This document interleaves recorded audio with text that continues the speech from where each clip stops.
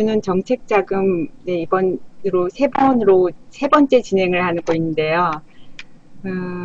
오늘 제가 대학교를 방문할 일이 있어서 정원을 좀 걸었는데요.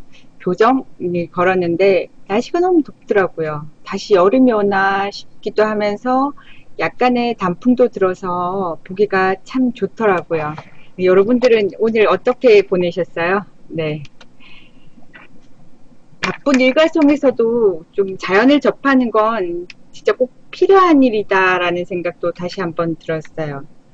오늘 제가 말씀드릴 두 가지 주제는 지난번에 하다가 좀 제품 공정 기술 개발 사업에 대해서 좀 더 자세하게 오늘 안내 말씀드리고요. 그리고 저희가 R&D 사업을 하려고 하면 그 연구소가 기본적으로 꼭 필요한데 지금은 37,000개의 연구소가 지금 저희 나라에 설립되어 있다라고 통계 데이터가 나와 있는데요. 근데 그렇게 많지만 없는 기업들도 꽤 많잖아요. 기본적인 조건이 연구소가 설립되어야 되는데 이게 실질적으로 하다 보면 인적 요건이 가장 맞추기가 힘들어서 안 되는 경우가 많아요. 특히 중소기업 같은 경우에는 인력을 뭐 원하는 대로 다 뽑을 수만 없으니까. 그래서 오늘은 인적 요건과 물적 요건에 대해서 소기업은 훨씬 더 완화시켜주는 부분이 있어요. 어떤 부분을 완화시켜준지에 대해서도 두 번째로 말씀드리겠습니다. 먼저 제품 공정 개선 기술 개발화 사업에 대해서 말씀드리면 1년에 2번 공고가 나오는데요. 2016년도 올해 같은 경우는 두 번째 공고가 5월 달에, 네, 5월 달에 나왔거든요. 잠시만요. 제 공고 한번 볼게요. 네, 지금 화면을 제가 전환시킬게요. 네, 4월 21일 날 공고문이 나왔고, 신청 기간은 약 한 2주가 주어져서 5월 9일부터 5월 23일까지인데요. 올 초랑 되게 많이 바뀐 부분이 있어요. 기업체에 봤을 때는 아주 많이 편해졌다라고 볼 수 있어요. 가장 큰 게 사업계획서가 간이 사업 제안서 제출로 바뀌었는데요. 조금 있다가 간이 사업 제안서를 한번 제가 또 물론 보여드리도록 하고요. 변경 전에는 대면 평가를 통해서 최종 선정이 됐는데요. 변경 후에는 간이 사업 제안서에서 사전 검토를 통해서 현장 평가가만 통과되면 최종 선정이 되는 아주 숨 좀 쉬고 할게요. 네, 현장 조사로 진행돼서 과제를 이렇게 신청해서 정부 지원금을 받을 수 있다는 부분인데요.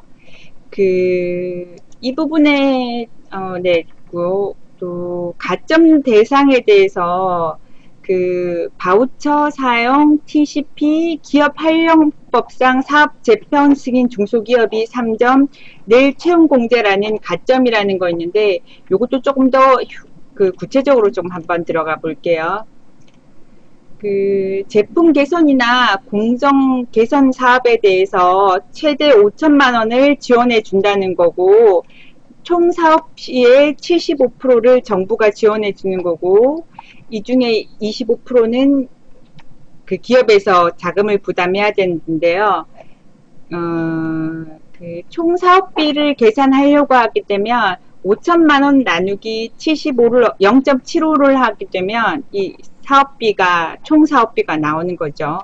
그 중에서 현금 비율이 40%라고 하면 약 666만 원 이상이면 현금 비율을 이 사업에 필요한 기업에서 부담을 하는 데는 현금 자금이 필요한 거고요. 기간은 9개월이고요. 기술료는 면제돼요. 10% 기술료 내는 경우가 있는데 이거는 네, 기술료를 내지 않으셔도 되는 거죠. 그리고 공장 개선 과제는 공장 등록증이 필요하다고 하는데 면적이 500제곱미터 미만인 소기업 같은 경우에는 그냥 제출서만 내주시면 충분히 된다라고 하니까 네, 참고하시고요.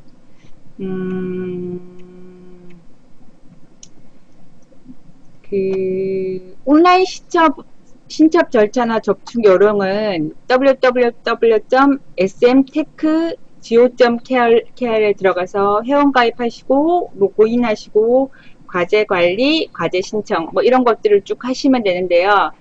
사업 신청은 1, 2차 중에 꼭 한 번만 가능하다는 거고 재신청은 불가능하다는 거 네, 말씀드릴게요.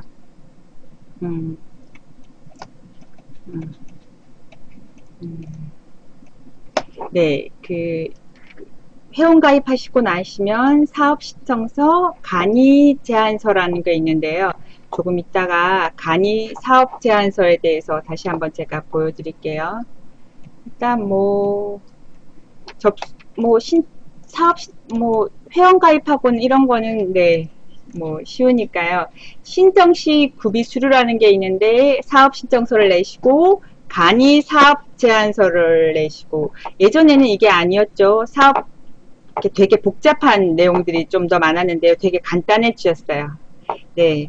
이런 걸 내시고 몇 가지 자료를 첨부하시면 되는 거고요. 그리고 사업자 등록증이나 법인 등기부는 스캔하여 업로드 하시면 되는 거고 특별한 건 없으시고요. 그리고 내시고 나면 사전 검토가 5, 6월에 이루어지고 현장 평가는 6월 달에 이루어져서 과제를 선정하는 건 7월이라고 하는데 2017년도를 예를 들면 1월 달에 공고문이 나올 거고 조만간 사업 신청서를 내야 될 거고요. 그럼 2월 달에 현장 평가나 현장 조사가 2, 3월 달에 들어갈 거고 지원되는 게 아마 3, 4월 정도 지원 과제가 자금이 나오는 거라고 생각하시면 돼요. 그리고 지원 제한 사항은 부도, 휴업, 폐업 이런 경우에는 안 된다는 거고 그리고 세금 안 냈으면 당연히 안 되는 거고요. 부채 비율이 1000% 넘었을 경우에도 네, 안 되는 경우고요. 그리고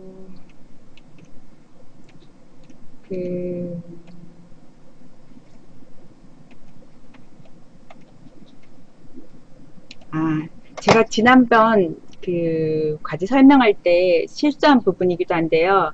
저변 확대 사업은 기업에서 총 4회만 수행할 수가 있어요.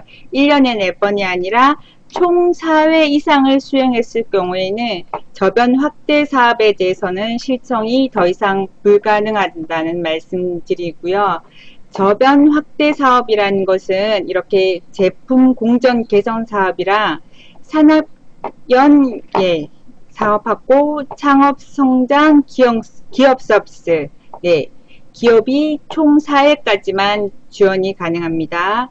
그리고 이 저변 확대에서 이제 타 사업으로 넘어가야 되는 거고요. 타 사업은 몇 번이라는 제한이 없습니다. 그러니까 네, 그냥 쭉 하시면 돼요.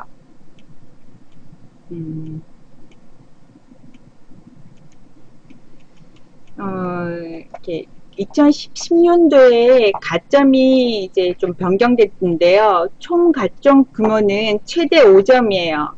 그래서 지금 가점을 우리 기업은 가점을 어떤 게 가능한지 좀 정확하게 검토할 필요가 있는데요. 일단 기업 규모가 10인 미만인 같은 경우에 일단 3점을 받아요. 네. 그리고 10인에서 20인인 경우에 2점이죠. 그러니까 10인 미만이라면 기업 활력법상 사업 재편 승인 중소기업 같은 경우에는 이것만 하나만 봐도 5점인데요. 이렇게 5점만 받으시면 된다는 말씀드리고요. 그리고 스마트 공장 연계 과제라는 게 도대체 어떤 건지 조금 더 말씀드릴게요. 스마트 공장 설립과 연계된 과제 시절 시 이점이 부여된다고 하는데, 그 기초 수장 이상에 해당되는 개별 과제가 가점이 부여된다는 건데, 뒤에 보면 표가 있거든요. 네. 네. 네. 요게 스마트화 수준 총괄편이고요. 그 기초 수준 이상에 관계된 현장 자동화, 공장 운영, 기업 자원 관리, 제품 개발, 공급 사슬 관리 이런 것들에 같이서 기초 수준 이상이기 때문에 스마트 수준 총괄 기준의 심의에 의해서 가점 2점이 부여돼요. 네. 그러니까 이게 가능하시다면 가점 2점이 받을 수 있으니까 10인 미만이라면 5점이 되는 거죠. 네. 그리고 별첨 뒤에 붙여있는 것 중에서 그 현장 자동화라든지 기초 수준이 어느 정도인지를 또 뒤에서 자세히 나와 있으니까 서류를 정말 잘 검토할 필요가 있다는 생각이 들었어요. 그리고 바우처 사용 시 직접비의 10% 이상을 사용했을 경우에 가점을 2점 부여한다고 하는데요. 바우처 사용에 대해서도 그 주간 기업이 기술 개발을 했을 경우에 뭐 외부의 용역을 맡겼을 경우에 이때 직접비의 10% 이상이게 되면 2점을 준다는 건데, 보통 그 위탁형 바우처에도 뒤에 붙임으로 좀 더 자세하게 설명이 나와 있어서 그것도 뒤에 좀 더 말씀드릴게요. 그 T12 결과 가점도 2점이라는 게 부여되는데요. 그 보시다시피 그 기술 보증 기간, 한국 기업 데이터, 뭐 뒤에 두 가지도 또 있죠. 네, 이런 기업에서 그 T4등급 이상을 받게 되면 2점을 받을 수 있어요. 그러니까 이게 먼저가 되면 2점 받고 끝내시면 되는 거죠. 5점만 받으시면 되는 거니까 7점, 8점 더 받는다고 문제가 되는 게 뭐 더 좋다는 건 아니니까요. 기업 한료 재고를 위한 특별법이라는 게 있는데요. 이게 2016년도 8월에 시행령이 됐더라고요. 그러니까 이제 그 올해 8월에 시행됐다고 하면 그 아주 따끈따끈하다라고 얘기할 수 있으니까 기업 한료 재고를 위한 특별법이라는 것이 우리나라 중소기업의 80%가 이렇게 변화를 하는데 제품이 바뀐다거나 여러 가지가 있는데 이런 부분을 돕기를 위해서 특별법이 만들어졌고요. 이런 재평성 승인을 받은 중소기업 같은 경우에는 가점 3점이 부여된다라고 하는데 오늘 사실은 이것 때문에 전화를 어제 전화를 해봤나? 전화를 해보니까 도대체 어떤 부분이 사업 재평까지 되는지 여쭤보니까 아직 그거에 대해서는 기준이 명확하게 나와 있지 않다라고 말씀하시고 10월은 필요하면 기업을 직접 1대1로 와서 상담해 주신다라고 말씀하시더라고요. 그래서 그 특별법에 대해서 좀 관심을 가질 필요가 있겠다라고 네, 생각이 들었어요. 그리고 이쪽에 관계된 것들이 뭐 0.2% 은행 이율을 낮춰준다던가 그리고 정부에서는 최고 5천만 원까지 자금을 지원해주는 분도 있으니까요. 네, 좀 예. 아직은 이제 처음 시행되는 특별법이더라고요. 네, 그래서 좀 받기가 아주 좀 좋을 것 같더라고요. 2, 3대 1 정도면 충분히 그 정도밖에 안 된다라고 하더라고요. 경쟁률이. 네. 그리고 내일 채용 문제 가입하게 되면 가점 2점이 네, 부여된다라고 하고요. 그리고 네, 이런 부분이고 문의처는 이렇게 이쪽에 네, 힘들면 전화하면 된다라고 얘기하는데 정말 친절하시더라고요. 정확하게 잘 가르쳐 주시고요. 네. 모르는 부분이 있으면 다음날 전화하셔서 다시 또 알려주시더라고요. 네. 그 위탁 연구 기간의 범위는 일단 넘어가고요. 네, 바우처 지원 범위 안내에 대해서 이제 붙여져 있는데요. 바우처 지원 범위는 어떤 거냐면 위탁 연구 개발비, 그러니까 우리가 연구를 용역을 맡기는 경우, 그리고 연구시설 장비비에 대해서도 대학 연구기관 등 연구시설 장비 활용에 대한 수수료에 대해서도 바우처 지원 범위에 포함되어 있는 거고요. 그리고 바우처라는 것은 신조어라고 보시면 돼요. 그러니까 영어라기보다 그냥 정부에서 이런 곳에, 그러니까 인정받은 곳에서 이러한 것들을 하면 인정해준다는 그런 개념이 되는데요. 네이버에 찾아보시면 잘 나와 있어. 네. 그리고 전문가 활용비도 있고요. 연구개발 서비스 활용비라는 게 있는데, 이게 가장 많이 지금 저희가 설명하는 이 제품 공정 개선 기술 개발 사업에서는 제일 많이 필요한 부분인데요. 우리가 제품을 공정이나 했을 경우에, 개선을 했을 경우에 시험 분석 검사를 통해서 이게 얼마나 개선됐는지를 체크할 수 있잖아요. 그 시험기관에서 인정받게 되는 건데요. 그 한국인정기구에서 인정하는 시험 검사 기관 중에서, 이걸 검사했을 경우에는, 바우처라고 인정해 주셔서 직접비의 10% 이상만 넘게 되게 되면, 받으실 수 있는 거죠. 잠시만요. 그리고, 이게 바우처인 거죠. 직접비의 10% 이상이면 가점 2점입니다. 지금 설명한 사업이 그 제품 공정 개선 기술 개발화 사업이고요. 5천만원 정부에서 지원해 주는 거고, 10%안 내도 되는데, 갑자기 요거가 뭐죠? 다시 넘길게요. 1월 달에 공고가 나올 예정이에요. 1월 달에 공고가 나오니까, 이제 지금부터, 준비하시면 좋겠죠?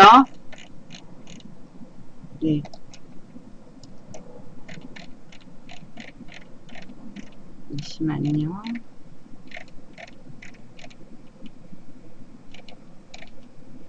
이거는 1차, 2차가 있는데 보통 1월에 1차 거 나오고 5월에 보통 4월에 공고가 나와서 5월에 2016년도에는 재공고가 나왔어요.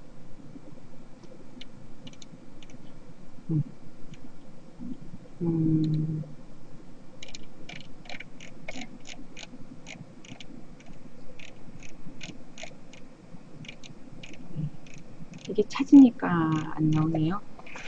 성공했을 때 성공 보수 10% 개발비라고 했겠다. 그걸 안 내셔도 되고요.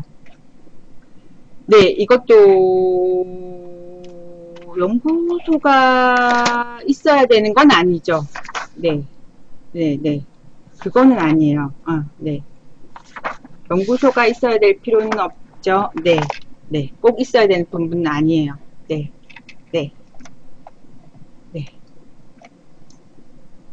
손 한번 흔들어 달라는데요.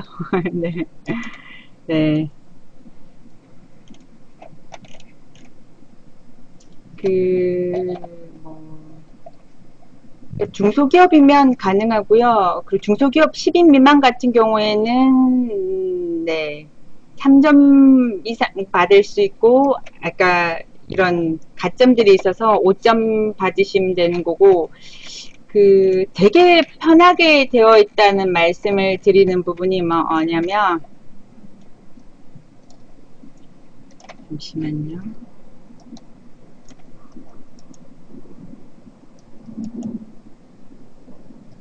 이 간이 사업 제안서만 실질적으로 잘 작성하시면 돼요. 그러니까 2016년 1월 달에는 이렇게 간이 사업 제안서가 아니었어요. 그러니까 이제 지금 5월에는 간이 사업 제안서로 이렇게 쓰면 된다고 얘기하니까 훨씬 더 편해졌어요. 이게 몇 장도 되지 않더라고요. 한번 확인해 볼게요. 그러니까 기술 개발의 필요성 및 현황은 보통 기본적으로 들어가야 되는 거고, 뭐 성능이라든지 품질을 개선한다. 그리고 기술력을 보유하고 있어야 된다라는 부분에 대해서는 사실은 연구 인력이 필요하긴 필요해요. 이걸 사실은 작성해야 되거든요. 그 R&D 과제에서는 연구소 없다는 게 되게 큰 마이너스인 것 같아요. 그래서 이게 관련 기술이 국내외 기술의 향후의 전망 등 어떻게 되는지 서술하는 내용들이 적혀져 있고요. 기술 개발 내용은 이제 지금 주요 핵심 기술과 어떻게 차별성이 서 있는지 세부적인 개발 내용을 서술해야 되는 거고, 이 기술을 개발하기 위해서는 수행팀이 어떤 팀들이 있는 건지, 또 사업 규모 어떻게, 네, 반갑습니다. 사업비 집행 계획들에 대해서 서술을 하셔야 돼요. 그러니까 네, 이게 기술 개발을 한다고 했는데 연구 인력이 없거나 인력이 없을 경우에는 받기가 좀 힘들겠죠. 세부 계획 내용들을 이렇게 적으시면 되고, 기술 개발 추진 일정 및 역할 분담인데요. 네, 질문하셔도 돼요. 네. 이게 9개월간, 최대 9개월간이에요. 그래서 이게 9개월이 넘지 않으셔도 돼요. 않으시면 돼요. 네. 그리고 기술 개발 최종 목표가 네. 네, 저변 확대 사업은 총 사업 4번이죠. 네.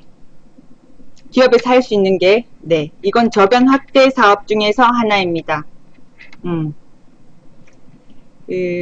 개발하고자 하는 기술 내용 최종 산물을 함축적으로 네, 작성하셔야 되는 거고요. 네.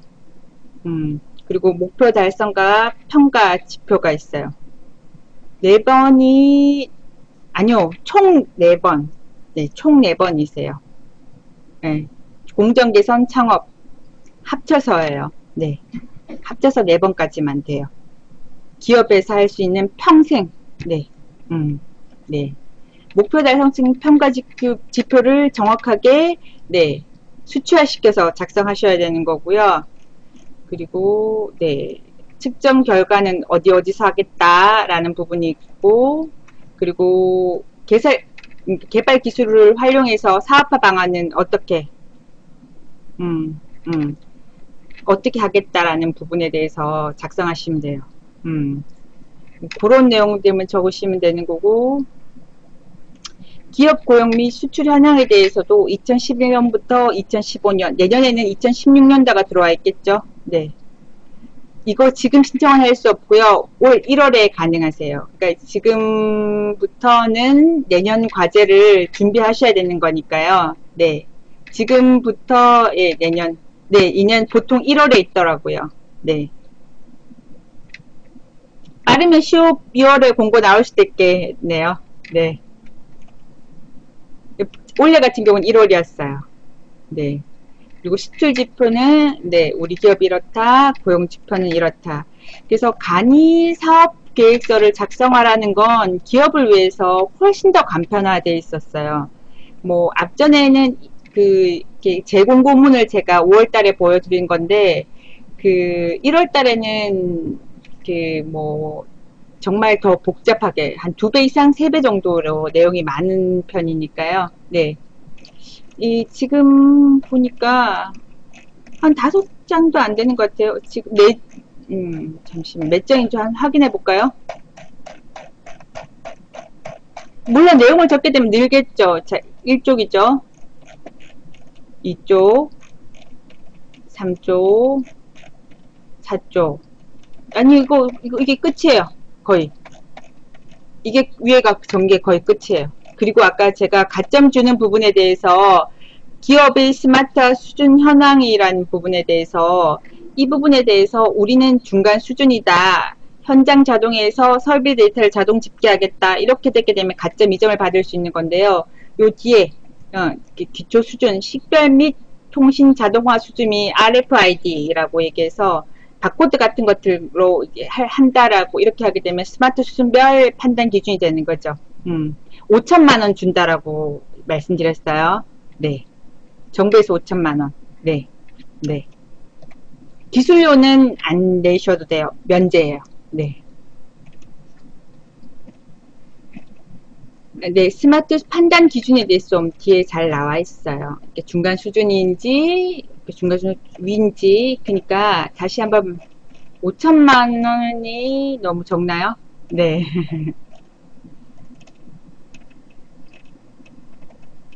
그 공정 계산 이게 저변 확대 사업은 금액이 되게 많지는 않죠. 네.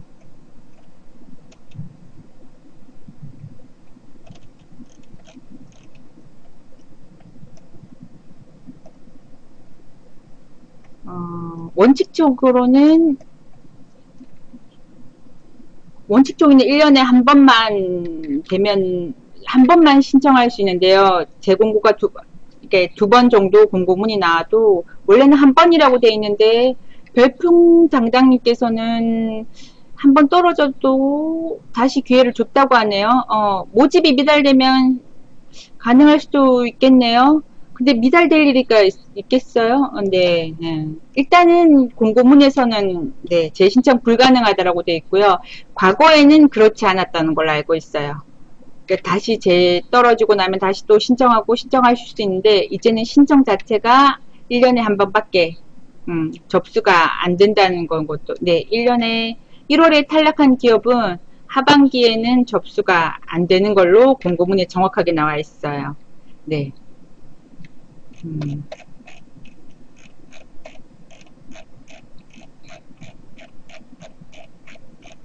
그래서 몇 장이 안 돼요. 3장? 네, 이 정도밖에 안 돼요. 물론 내용을 적으면 훨씬 더 좀 많아지겠지만, 네.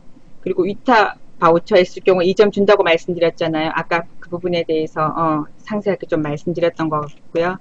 네. 이게 끝이에요. 네.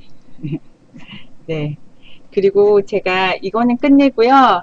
연구소의 인력에 대해서, 연구소 인력에 대해서 좀 더 인력 조건에 대해서 연구소 네, 좀 말씀드릴게요.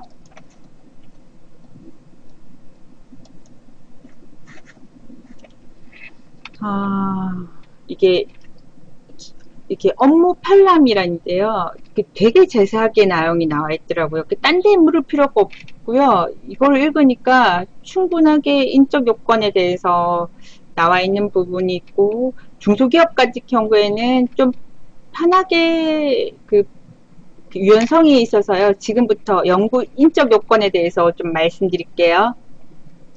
잠시만요. 화면을 좀 줄여야 돼요. 채팅창이 안 보여서요.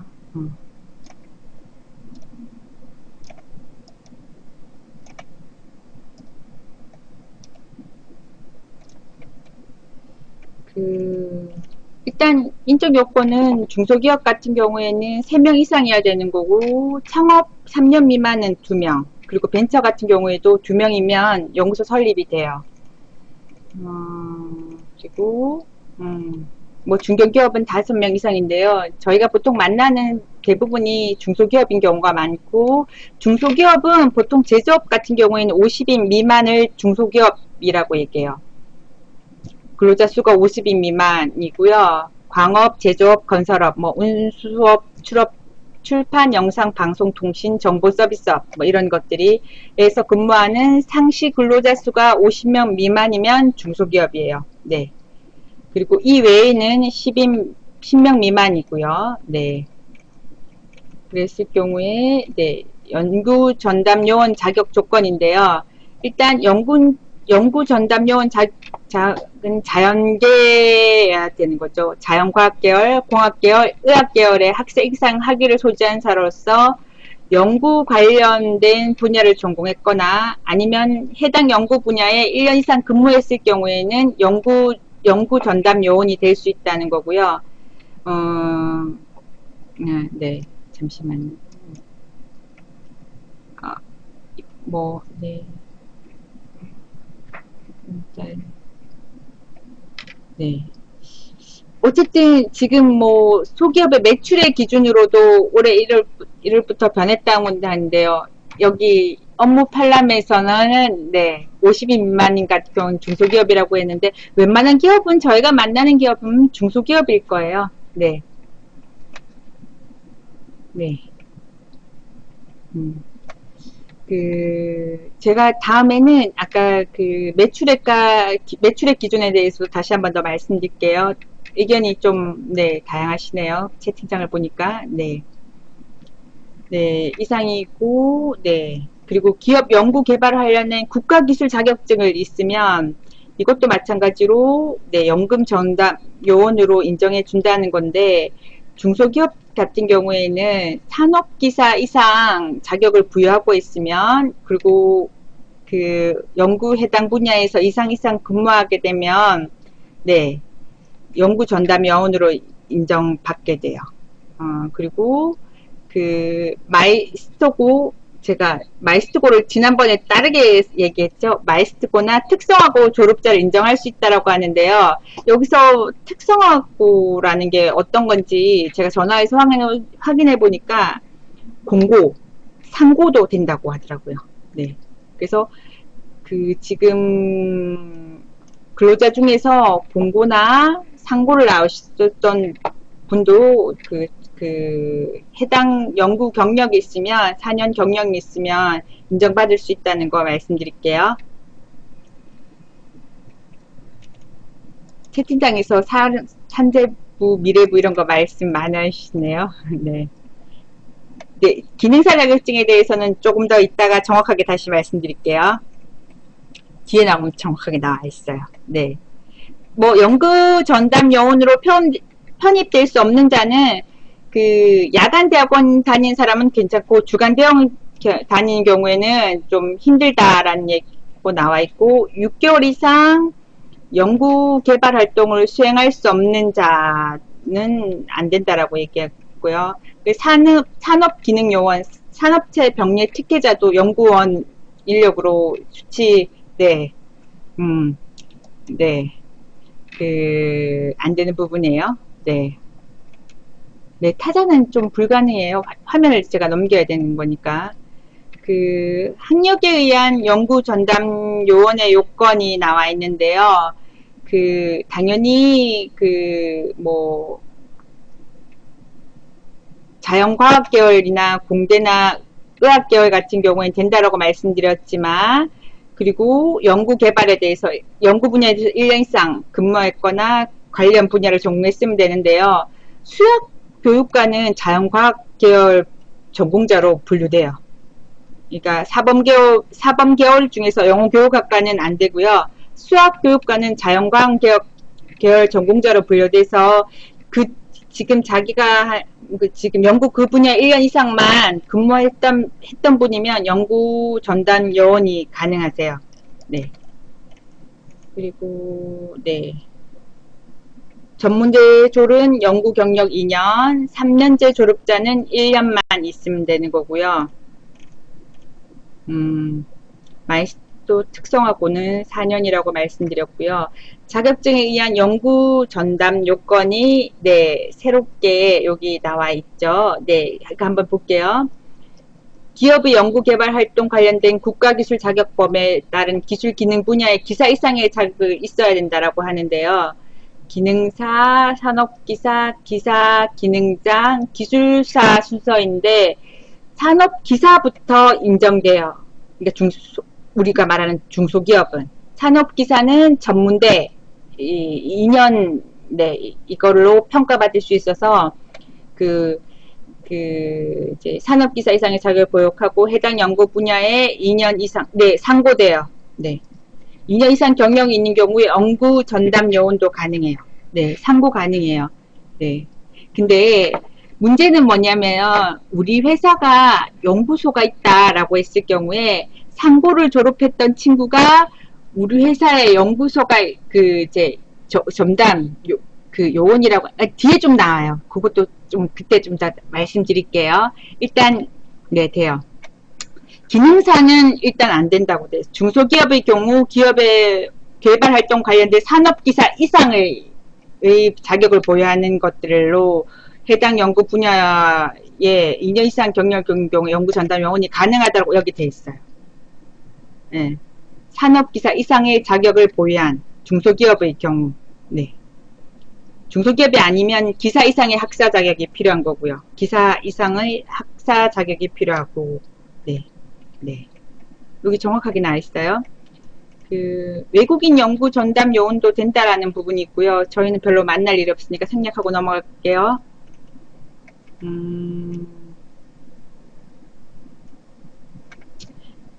기존의 벤처기업의 중소기업으로 벤처기업에서 중견기업으로 만약 기업 유형이 네, 변경됐을 경우에는 연구 전담 요원이 기존에 기존의 기업 부서 연구원의 연구 전담 요원이었다면 계속 인정받을 수 있다는 거고요. 기능사는 안 돼요. 네. 기능사는 안 돼요. 네.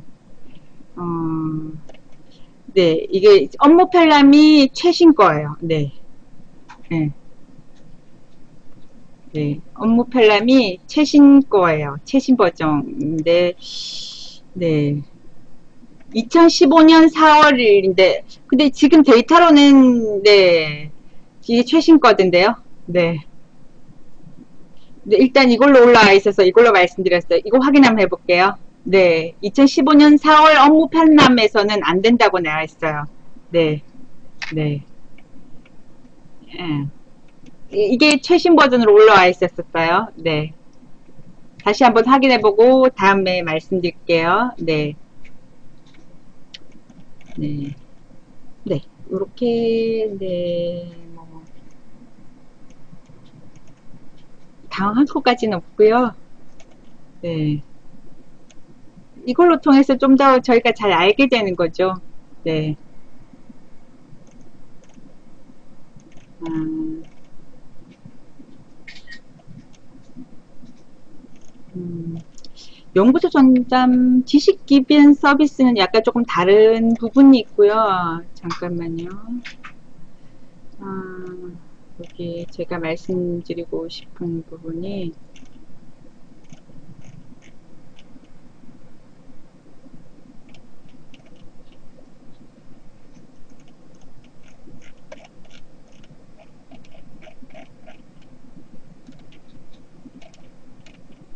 음,